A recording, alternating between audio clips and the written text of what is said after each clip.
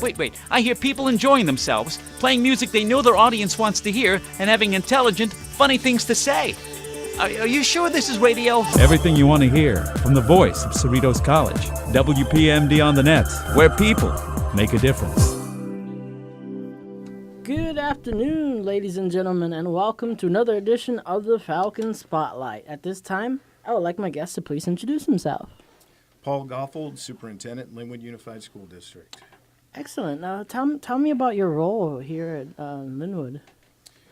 Superintendent, I work for a school board, 5 elected officials, and we have about 1,000 employees, 15,000 students, and basically the superintendent is charged with maintaining the fiscal operations of the district, student achievement, and everything else in between.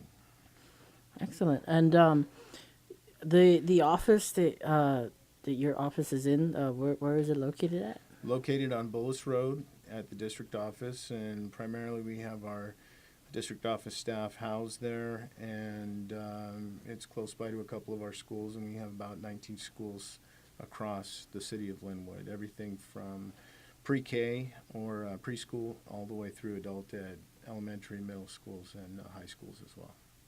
And the elected officials that you were talking about, do you have to you go to them, or how frequently do you have to meet with them and stuff like that? Well, we follow the rules of the Brown Act. We have any time that we meet, it's public. It's a public meeting, and we have 1 or 2 board meetings a month. We make recommendations to the board for approval, and primary function of mine is to work closely with the board, keep them informed about what's happening in the district, and seek approval on any expenditures because they all go through the board. The board needs to approve every single dollar we spend. And to get an idea of what exactly the board does, what kind of things would someone have to go to them to get something approved? Well, it comes from our office, and basically I have cabinet members that I rely on quite heavily, and we meet actually 2 times a week. So I have an assistant superintendent of finance who runs the business operations, facilities, and maintenance and operations. I have an assistant soup of human resources. They're charged with labor relations, the hiring process for any unfilled positions, whether it be classified or teaching staff or principals or assistant principals. I have an assistant soup of ed services, and that's really the heart and soul of what we do as a district. All of those offices are direct services to students. So student services, special education, director of elementary reform, career technical education, all those things fall under that umbrella. And finally, we just recently opened a new cabinet position. That is the chief technology officer, because of the change in technology and keeping ahead of the game as opposed to behind it. So that individual is not only charged with keeping the infrastructure and our Wi-Fi and everything else intact, but also has the educational lens, so we can do an optimal job of integrating technology with all of our educational programs. So the recommendations come primarily from those 4 people. Those assistant soups prepare a board item saying they need this approved for their program or service, and then I work with the board, and when we get into a public meeting, that's when they either approve or deny the items. Excellent. I know that so much has changed since I had graduated in 2006. In Lynwood High, some of the people that I knew, staff and stuff, some of them I think moved on into roles inside of the district. My principal was Jose Urias. I think, from what I understand, he moved up into a job in the district. That's correct. Yeah, Mr. Urias is with us at the district office, and we've been there for 5 years. 2008 to 2010 was a pretty rough time for the district, and the district was on the brink of financial insolvency, almost bankrupt. There were many issues surrounding the performance, particularly the academic performance of the schools. And we came in and made a commitment to do what's best for all children. And we spent a lot of time and resources on developing people and our staff to make sure that not only were we doing the best job possible of educating students and preparing them for college and life after high school, but creating options for them. So we looked at the Department of Labor statistics on the demands of current and future occupations, specifically here in California, but you could apply this nationwide. And most notably engineering, healthcare, things like that come up at the top. So we started designing all of our electives around what is the demand for skilled labor, knowing full well that not all of our students are going to become those things after engaging in the programs, but it gives them some real exposure to some viable career opportunities, and that's what we feel we need to do. Prepare every kid for college, and if they choose not to go, it's their choice and not the system. So it is a district now that's really grounded in equity and access. And, we're proud of our graduation rates right now. They're 82% at Lynwood High School, 89% at Firebaugh, and they were about 60% 5 years ago. And Lynwood was recognized as the most improved district in the state of California for 2 years in a row. Cool. Now, one of the things I was always curious about, because I didn't get a chance to go to Firebaugh. They were barely, I think, building it back then. But is there any differences between Lynwood High and Firebaugh? There is one distinct difference, and it's just a program difference. Before we got there, we realized that it was a school that was built, and teachers and kids were hand-selected, and we put a stop to that. It's a neighborhood school now. The only thing that's different about Firebaugh and Lynwood High School is that Firebaugh offers an IB program. That's it. So they have full diplomacy for the IB program, and that is the only difference. So when we built, for example, our engineering pathways through Project Lead the Way, which they have a very strong partnership with Cerritos College. One of our teachers, Mr. Munguia, is also a professor here on campus, does dual duty. We made sure that option was available for all children. All of our students had that option. So that anytime we build an elective, if pending facility limitations or anything like that, we do it at our high schools because we feel if it's good for one kid, it's good for all. Great. Now, I was wondering, I always think it's a great idea once I get a community leader and, someone that's in a high position that already gone through college. Tell us about what was college like for you. Tell us your story. Well, I grew up on the border of Pico Rivera and Whittier, and a single-parent home. My mom raised 4 of us on her own with very little money, but the one thing that she stressed is that we would go to college. That was just a requirement in my household. In fact, I didn't know there was an option after you finished high school. I really didn't. I just thought it was grade 13. You become a freshman. And my motivation at age 18 was very different than it is now. At age 18, I wanted to get into making money and going into business, and that's what I did. I was a business major. And upon graduation, I landed a job at a financial counseling firm and was an investment counselor for about, I would say, 3 or 4 months. I hated it. I could not stand it. And I got a phone call asking if I wanted to coach at Whittier College. I was a student athlete there. I said yes, so I went from a pretty good income per month to, basically $3,000 a year, and I started substitute teaching, just to fill the day and get a little bit of extra income so I could live. And I fell in love with the profession. Education was nothing that I aspired to do. I spent 4 years majoring in business and have a completely different career path than what I set out to do. But I don't regret any of it.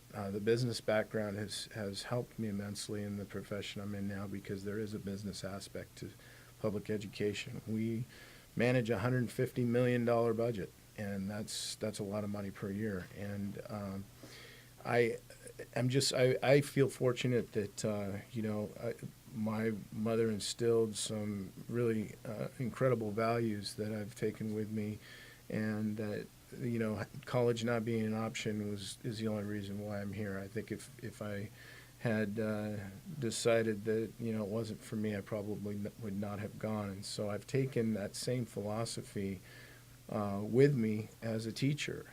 Began my teaching career in East Los Angeles with probation expelled kids, and I treated them like my own children. I loved them, I cared about them, they knew it, and they got involved in, we put them in the Cal State LA Bridge program. We got them immersed in college life, even though they didn't want to be there. And a lot of them got off the streets, got not only into college but through college, and are doing great things in their lives. So I really do have a firm belief that any kid can do anything under the right set of circumstances and support.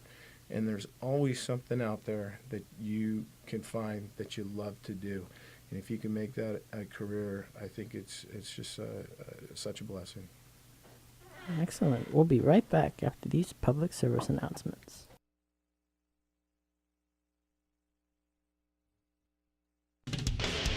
Nothing better demonstrates an artist's ability to perform, to connect with his audience, than his work on stage. At the WPMD Rock and Roll Hall of Fame, we bring you Roadwork.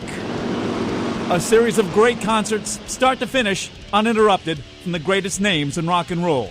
All from the WPMD archives. Some haven't aired in years, some have never aired at all. And you have the best seat in the house, right in front of your speakers. Roadwork. Throughout the week, on the Rock and Roll Hall of Fame, on WPMD on the Net, where people make a difference. Let's move. That's what First Lady Michelle Obama is trying to get the nation to do. In an effort to solve the problem of childhood obesity in a generation, she's suggesting that we all get up and get active. Let's move. Monday, touch your toes. Tuesday, water.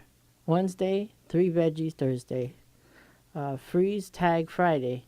Samba Saturday. Skip the sweet Sunday. Just 60 minutes of physical activity and eating well every day can help get everybody healthy. Visit letsmove.gov today to get ideas, to get involved, and get going.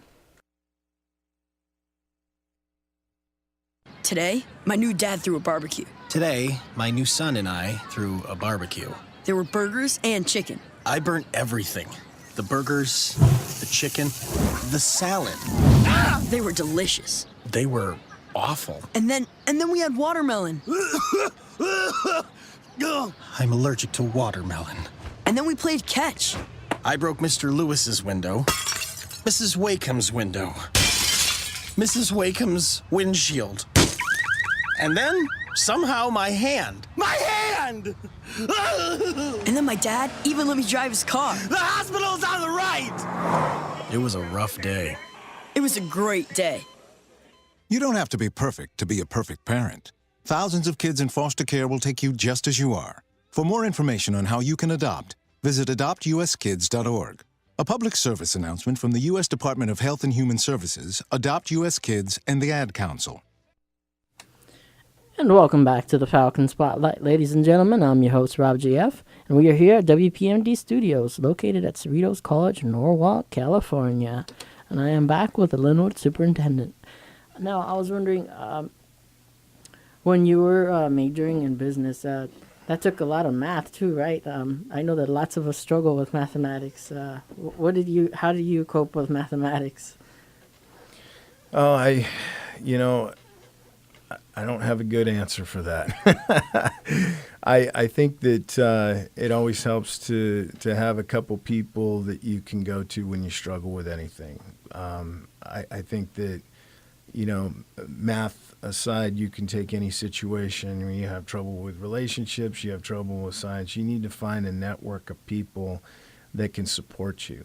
None of us can do this on our own. When it comes to college, when it comes to planning out your life, you need mentors, you need role models, you need resources and people that you can go to for help, regardless of what that is. And the more you build that network and strengthen the ties with those folks, you're going to have, I think, a leg up when it comes to being competitive and getting stuff done. So I think that, for me, if I'm thinking back, you're asking me to remember what it was like basically, almost 30 years ago.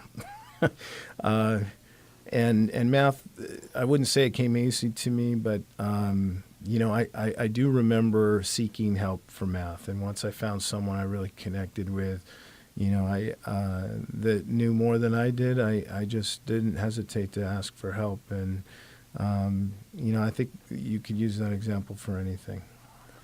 Now, also, when you were going to college, did you participate aside from sports, like maybe clubs or anything like that? No, that may be the only regret that I have. I didn't live on campus. I lived at home, and so I still had my the same network of friends, and I really didn't get involved as much as I should have, through the networking capabilities that I just mentioned, but also developing strong friendships in college.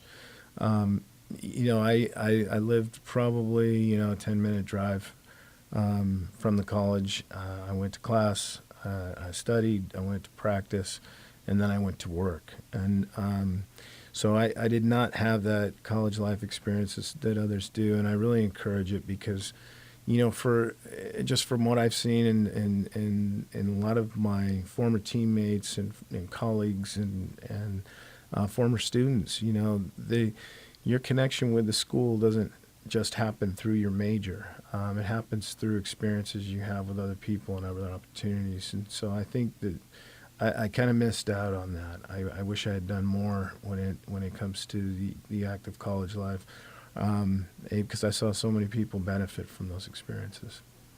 So tell me about the jobs that you held before, working your way up.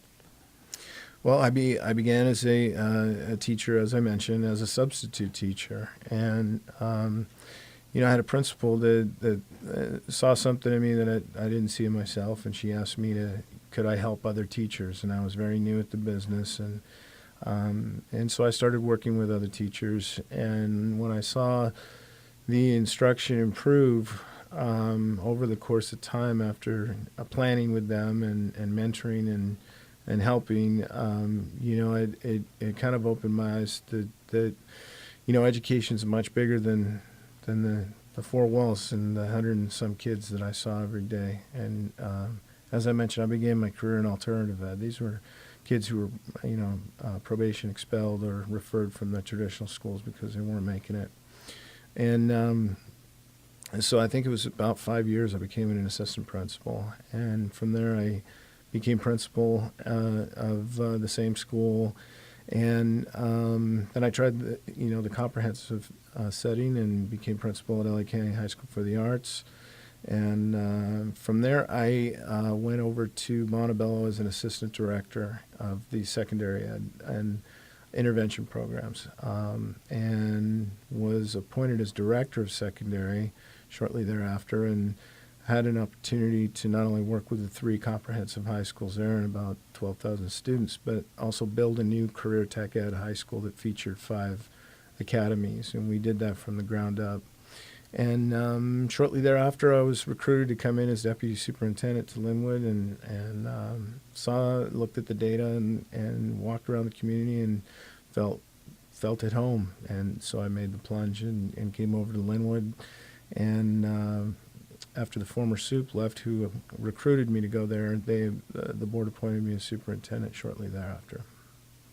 Excellent. And I know that people sometimes would talk about how, there's the high school and then there's Vista, but no one really knows what exactly is Vista sometimes. Vista is a continuation school. It's another option. One of the things that we have not done in 4.5 years, we haven't expelled one kid from Lynwood since I've been there. And if it's not working out in one school, let's try a different setting. Maybe a different adult can connect with that child and make a difference. Vista is there for a variety of reasons. You have, students unfortunately are behind in credits and need to accelerate their program. You have kids who are referred there because they've been on behavior contracts and have violated those behavior contracts at the traditional school. Sometimes there are safety issues. Sometimes it's a myriad of reasons. Kid has to work to support the family. Whatever it may be, if kids need an option, and they need a smaller setting with more support from adults. It's a regular high school. It's accredited just like other high schools. The credits mean the same. It's just it's an alternative option for students who have not been successful at the traditional setting. Excellent. We have some guests here that are just joining in. I would ask you to use the headphones here to be able to hear them. Okay, and I'm turning on the microphones here. Okay. All right, and at this time, I'd like my guests to please introduce themselves. How are you, Robert? Pretty good, pretty good. How are you guys doing? We're doing good. We're keeping ourselves busy.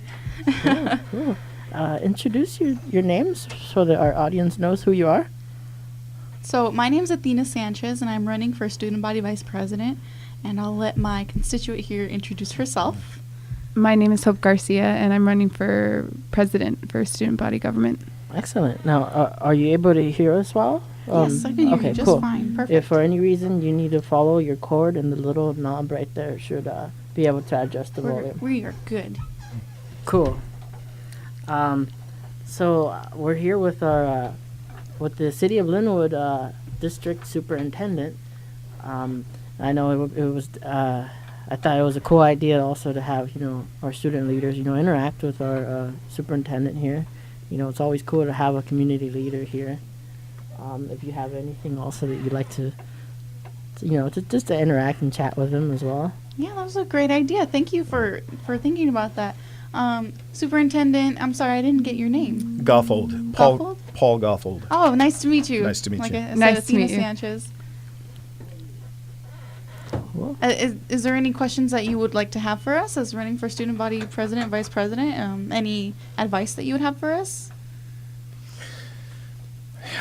That's out of my arena. Sometimes you're thrust into politics when you're in this position. I'm a because nursing major. I know exactly what you're talking about. I do work for 5 elected officials, and so yeah, there are politics involved with public education. I don't know how the structure is with student leadership on this campus. I know in our district it is something that's really important. It's highly valued and sought out after. We're actually in the process of reframing, our student leadership, because not only do they attend our board meetings, because that is a great example of local politics and how they work. They actually give reports at our board meetings. Mm-hmm. But we're reframing it now to where we might have actually a sitting student board member in our district that's actually part of the decision making. Currently, we have a structure in place where it's a student advisory group that's comprised of leadership at all of our high schools, and we actually so the items that we take forward to the board for approval, they actually review and provide feedback. Mm-hmm. In other areas where we utilize student leadership is in our strategic planning. We've done a lot of work in our district that we're very proud of, and the student lens in getting their feedback and information when it comes to making some big decisions about our district is invaluable. Mm-hmm. And so that's why it's hard for me to give you advice at the community college. I commend you for getting involved and doing the things you're doing, but from our district perspective, I know our student leaders on campus. I know them personally. I know them very well, and they are not afraid to come up to me and say, "Have you thought about this?" And we engage in a lot of dialogue. And I know at the high schools, the principals have what they call their student posses, and so the groups of students meet with our site leaders on a regular basis, getting their feedback and opinion about certain things and how they're going to the school. I'm glad you brought that up, because that's actually part of our platform, the mental health aspect of our platform, because we've actually talked to Dr. Manala in the Health Service Center building over there, and out of 350 students that she's given the survey to, 35% of them have had borderline or case of anxiety and depression. Now there's 22,000 students on this campus, so if we bring that over to if we take 35% of 22,000 students, that means roughly 9,000 students here have an issue with anxiety and depression. Now, as you know, as students, we have to not only have a sound body, but we have to have a sound mind to be successful as a student. And we really need to deal with this issue, because students need to know that they have people out there. We're trying to develop peer counseling, support groups, groups that will give you advice on how to study, retention and memory, relaxation, because a lot of people come to school, they might not have a great home life, they're not getting the support that they need, and they need somebody there to say, I know exactly what you're going through, and I'm here to help you. I think that's great. I think that's great. We have a peer counseling model at our school sites as well. We have what we call the link crew. So anytime the incoming freshmen come in, they're paired up with upperclassmen to get them acclimated, just to, so there you have this feeling of belonging as soon as you hit the campus, and you're not stunned by what office do I go to, what adult do I go to get this, that, and the other. So thank you good luck also with for that. bringing that up. That Because that is actually, yeah. also another part of our campaign here. I mean, all around us every four-year institution has a mandatory day that freshmen have to go to in order to get an orientation day. Now, why doesn't Cerritos College do that? I know there are programs out there that do that, but they're optional and not a lot of turnout end up going. But the main concern that students have on campus here is that they don't know what's going on. It took me a year to figure out that we had free tutoring on campus in the library area. That would have been, amazing for me. We need to have a sort of program where freshmen need to come in, it's a mandatory day, and they will be walked through all of the resources that they have in need. They say, okay, you go to this area, so if you need help with English, there's an English tutor there. There's a math tutor there for you. I know the math department's been getting a lot of, bad rep because of of 5 students who have been saying that they didn't like the math area, but I'm not sure if they know about the resources that they need. A lot of people come in there saying, I hate math. I do not want to take this class, but then there's not enough classes for them to take. Now, if we have people, if we have the freshman orientation, then the students will be given all the resources that they need in order to be successful. So they are already on track to success before they ever step foot in one classroom, in their first classroom. And it's a study. Students who have attended freshman orientation are 81% more likely to be persistent in school and reach their goals. And that's what we really want to do, because there's a lot of people who don't know that they can apply for financial aid, and they've been struggling. And that's something that students really need to know in order to be successful in their studies here on campus. Sounds like you've figured out your platform. I hope so. You probably helped us, huh? I think no. I can't. I mean, I'm here as a guest.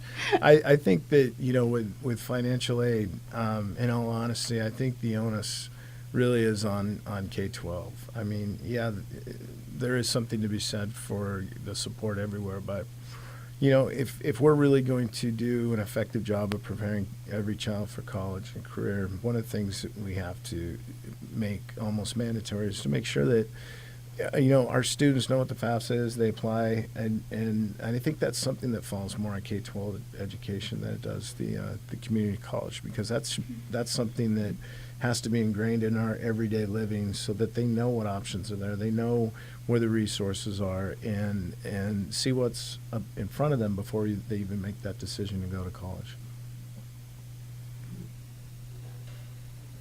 I think that depending on what kind of school you go to and what resources you have, I think that it can be worked with or mentored with the group counseling or the counseling that you have at your high schools possibly. But some schools don't necessarily have the budgets to do that. So with that, or with retrospect to that, the community colleges are just like a backup for that. So that what if a student is coming from a school that doesn't have that budget? Some of the school systems around here or are lower income, or school systems are not even meeting the needs to facilitate those answers. And so that when they actually get here to Cerritos College and these individuals want to come here, they may not know about these programs only because their school systems are actually so poor. They don't have an idea of what FAFSA is. So what we're doing is we're actually giving them that guidance. And with that, we have instilled an idea of a mentorship program inside our freshman orientation, so that what we wanted to do was utilize student government leaders individuals that have actually been first generation students. For example, let's take a student from a school system that doesn't necessarily have a good rapport. They don't have a great budget, and they don't have a high standard of individuals graduating. So let's take 2 or 3 individuals. They decided that they wanted to be a part of student government, and we know those individuals came to Cerritos College and they are part of student government. I would utilize those students and put them in with a class of 30, knowing that the students in that class are from those types of high schools. And I would actually use those as the mentors to help them with filling out their paperwork with FAFSA and scholarship programs so that they can actually help them obtain. They may have language barriers, they may have issues with parents, or they could be first generation Mexican Americans. They could have actually problems like that at home. And that way that they could actually help with that language barrier, they could help them with the assistance that they need, because they could already be facing problems coming into Cerritos College that someone else may not be able to help them with. And with that peer counseling, with that mentorship that the student government could give them on that one freshman orientation day, could facilitate so much that actually will help them and guide them to get them into Cerritos College, so that when they actually graduate from here, that guidance in itself will give them that retention effort, so that when they leave here, if they decide to become go into the working force or become an entrepreneur or go to a 4-year college, that one day will actually assess them and make things better for them for the rest of their lives. Excellent. We'll be right back after these public service announcements.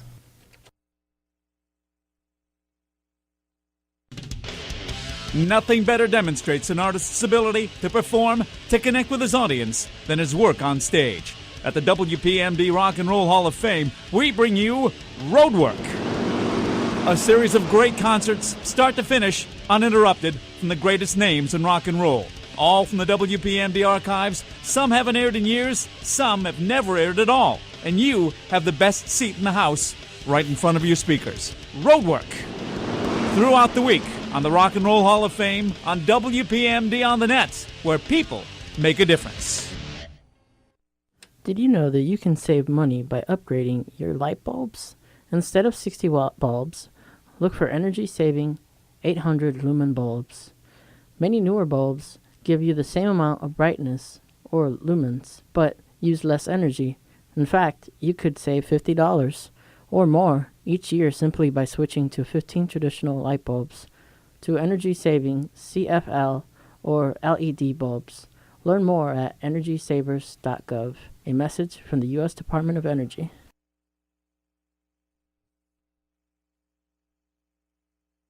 It's Thursday night, and you're grabbing drinks with some friends. Started off with a pitcher for the table, which quickly becomes 2. There's pool. And there's the photo booth. All right, everybody squeeze in. Say cheese! Followed naturally by an order of wings. And another. Can we get some extra ranch sauce? Then there's the ceremonial nightcap. So what are we doing this weekend? And lastly, it's back to the car, which, if you're buzzed,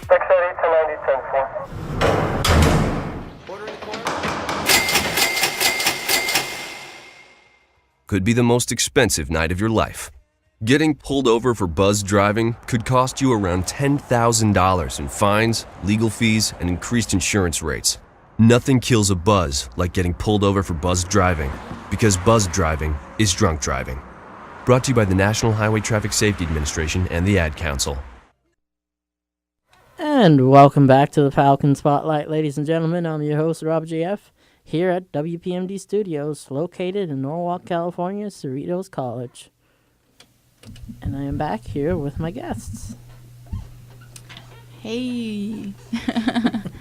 And one of the great things, about leadership, everything sometimes starts off even with, volunteering. There's volunteer opportunities everywhere. What are some examples, that students can also participate, even with like the districts? Well, with volunteering, I mean, I am in student government, but I also volunteer. I'm a nursing major, like I've said earlier, so yeah. Like I said, what am I doing in politics? It doesn't make sense, but as a nursing major, I want to help people. So being in this position, I'm helping the students here be successful. I want to give them the support that I didn't get when I was here as a freshman. And that's what I want to give to them. I personally work at, I volunteer at Presbyterian Intercommunity College in Whittier because I'm a nursing major, and I work with RNs at same-day surgery. So I'm getting my experience there. Volunteering would be something that you would do to, I guess, enrich your experience in the field that you wish to pursue here at Cerritos College and at any college. So that would be a great opportunity for any student to take on if they believe that they can take it on. You know, I could speak from the school district perspective. One of the things that we are desperately trying to do when it comes to, you know, educating our students is that sense of community and public service. You know, nothing is more powerful than those acts of altruism. And, you know, for our kids who have been active in gangs, I'm just taking that as an example, they're in one of our alternative ed programs, not Vista, but another one. And we actually provide an opportunity for them to go to the preschool and read to the kids. And you want to talk about something that makes them feel good about themselves and gives them a spark of hope. The little, you know, the 4-year-olds just love it when they come over there. And we have a different group of kids that volunteer with students with special needs. You know, they go and help out in those programs. But I think sometimes we have to set those things in motion and provide those opportunity for our students. It's not something that teenagers will actively pursue. I mean, your leadership kids will. You know, we have, you know, just recently, you know, Cesar Chavez, the holiday, we had a day of service, and a lot of our kids were, you know, in the parks picking up, cleaning, you know, cleanup crews, you name it, volunteering at some of the other facilities in the community. But I think that a lot of times, you know, when you have a student volunteer opportunities on campus, sometimes it's the same kids, and I think we, as school officials, have to do a better job of identifying some of those opportunities where our kids can, where we put them in a situation that they end up thriving and saying, wow, you know, this is a big deal. I am important, and so, as I mentioned before, you know, acts of altruism are very powerful and can do a lot for young people. I guess for when it comes to volunteering, I have a different perspective, because for me, a lot of my volunteering works with veterans because I'm a military vet of 11 years. So most of my time volunteering goes to vets, specifically homeless vets. The campaigning that I've been doing for the last 4 or 5 months with them is Veterans American Campaign, nonprofit organization with Final Salute, raising money to help for the homeless vets for women. Miss Veterans of America, yeah. A lot of that, I spent a lot of my time doing the research, going online, campaigning through Facebook, and I think I've taken a step further by advocating a lot more, by talking to people and voicing out the advocation about PTSD, MST, and coming up this following week, I'll be working with iCare, which is another nonprofit organization, and talking to them about the basis of working with civilians and veterans, and working through the transition program of having civilians work with veterans and how they can work to get veterans in the transition process, to clarify that, and how we can work to incorporate a better way to get the transition from coming out of the military into the civilian world, to ease the comfort for veterans, because this is not necessarily the most comfortable topic for veterans to talk about or to focus on, and this is both for men and women. As a spokesperson, they would like me to speak on their behalf, talk to some individuals, be a spokesperson, be a speaker, and possibly start a program and advocate for the transitional programs. So later on this week, I'm actually supposed to be meeting with an executive officer through iCare. And I mean, it's opening doors for me as an individual. Not only it's helping me through my own vices from my time in the military with being a disabled veteran and PTSD and MST, but it also helps me realize that education is the key to making my life changes for myself and my family, and how with that and volunteering, I've focused a lot more on what I want in my life.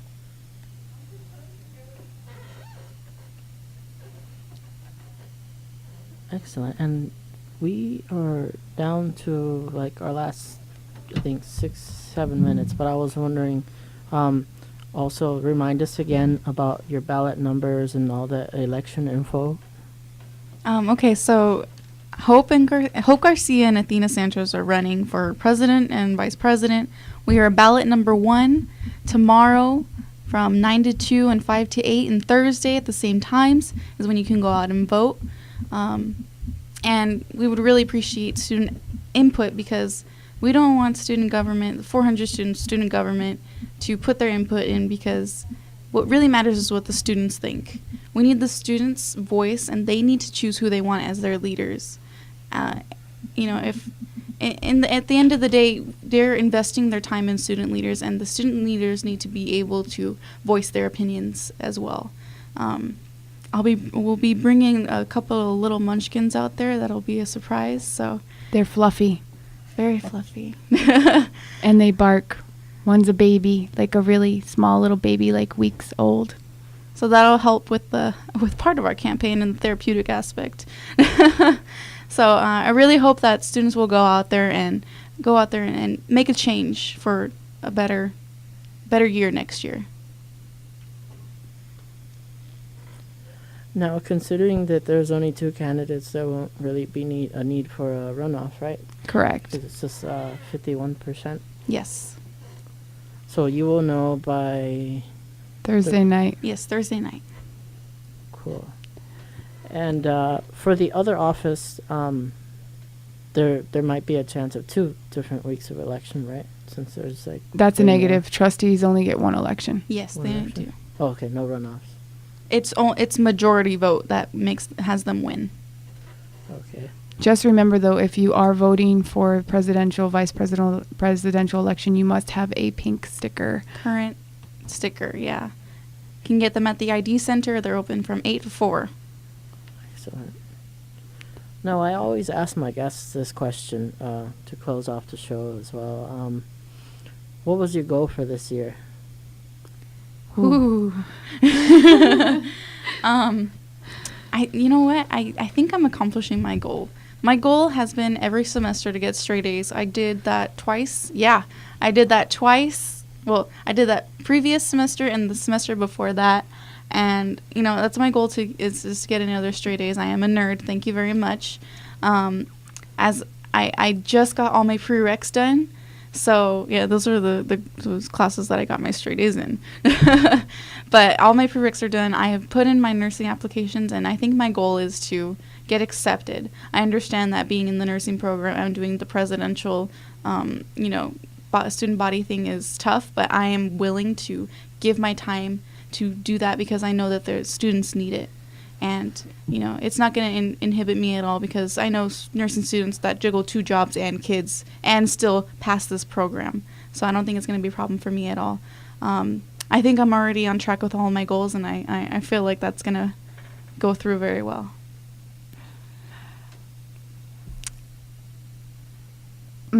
Well, as far as my goals were for this year, I've actually wanted to run for president since October. So this has actually been something I've been wanting to do all year since I actually joined student government, which is kind of crazy. So that was one of my goals. So I've actually started that. So I've wanted to run for student body president. So I'm on track with that goal. Winning would be great. Making it through regionals for Miss Veterans of America after May 30th so that I can make it to nationals in October. making my goal of at least $5,000 for Miss Veterans of America by May 30th. I'm hoping to get 10 grand. Right now, I'm almost at 3,000, so I'm hoping that I can reach my goal for 5,000 before May 30th, looking to do some campaigning after this campaign is complete. And I'm still working on straight A's for this semester. I did get 1B last semester. Doesn't that suck? It sucks, right? Ooh, you're evil. You are my Hate it. You are my yin and yang. You're so in trouble, girlfriend. You're so in trouble. Making sure that my kids are always healthy and safe. Getting my service dog ready so that she will be able to go through her training for the summer. And making sure that I find my next advocation purpose after I'm done with my presidency and campaign. If we don't make president, looking for the next avenue of what I can start advocating for. Ultimately, just being positive and staying upbeat and keeping my goals in mind, but advocation. And if this eye care thing goes through, I'll start be pushing that legislation for HR 1292 for the vets. I am looking to the sky and forward, and maybe possibly at some point city council. And I'm not even joking. I'm going to keep going. Sky's the limit for me. I'm 32. I'm not stopping. For myself, I very simply, to help more kids. You know, I mentioned earlier that our graduation rates in our district were around 60%. They're at 82% right now at one high school and 89 at the other. You know, until we're at 100%, we're losing kids. And the other aspect to that is we are sending more kids to college, and we're thankful and happy about that. But one of the things that we did this year that was different was match our 12th grade teachers up with college professors at Cal State Dominguez Hills and in El Camino, and have our teachers look at what a piece of writing looks like for a freshman at a community college, what math looks like, so that the expectations we have for our students, there's a seamless transition when they go to college. One of the most discouraging figures that are out there, particularly students of color, is the retention and completion rate of higher education. It's one thing to send students to college, but we need to send them equipped to be successful. And so I'm hoping to strengthen that aspect of it. And on the other end, we're starting a foundation. Our community and our kids, 98% of them qualify for free and reduced lunch. If I have students that qualify for learning opportunities at MIT and Australia and China over the summer, or when we're not in school, and they're just not going to get there selling chocolate or car washes. So we're starting a foundation and leaning on groups like Intel and some big corporations that can support our students and give them those experiences that other kids have in other places. So That's great. Thank you very much. Excellent. And our time is winding down, but I was wondering, remind our students and our audience about the rules of campaigning as far as the buttons. If you are a campaigner, you're part of the registered campaign, and you are wearing a button, you cannot, and you're wearing a green button, and you're part of our campaign, you cannot go inside the stickered areas where there's the booths. The voting booths. There's actually a taped out line. It's a blue greenish tape that is put out in front of the students, the student center where the cafeteria is. There's tape all over there. You're not allowed to go in there at all. So take your buttons off. Do not go in the ASCC building. Do not go in admissions. Do not go in the library. Those areas are off limits with your buttons on, so take them off. Those are for all campaigners. Mm-hmm. Just if you're campaigning for someone, just make sure you take your buttons off, or any type of campaigning paraphernalia. Just Mm-hmm. make sure you don't have them on, because the individuals that are in the campaign can be fined. That's part of the rules. Just make sure that you're holding yourself accountable so that you are not affecting the person you're campaigning for. If you wish to campaign, you can go into the ASCC and sign off to get a button, and you can campaign for whoever you like. And we're lime green. Yeah, Yeah, we're lime green. We also have a separate button if you'd like to campaign with us.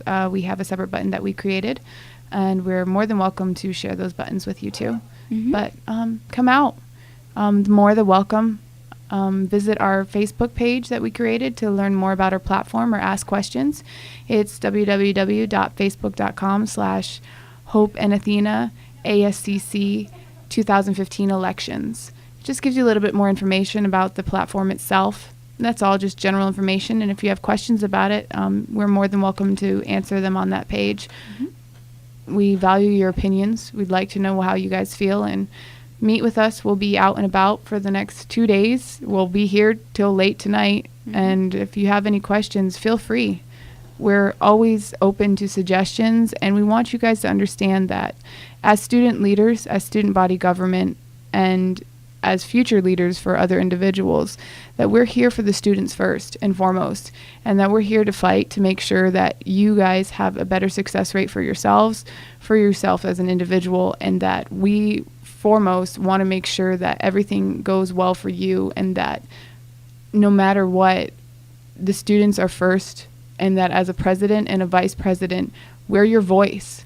We will act, and we will take action when needed, and we will make sure that the awareness is put out there, and that our voices will be heard when we need to, and we will take the appropriate action to make sure that your causes are heard and that they are voiced correctly and to the right bodies. Thank you very much. Thank you. Thank my guests for being here, for taking the time to be on the show. Ladies and gentlemen, tune in every Tuesday at 2 p.m. for the Falcon Spotlight, and stay tuned as I each week, once eventually my work will be up on YouTube.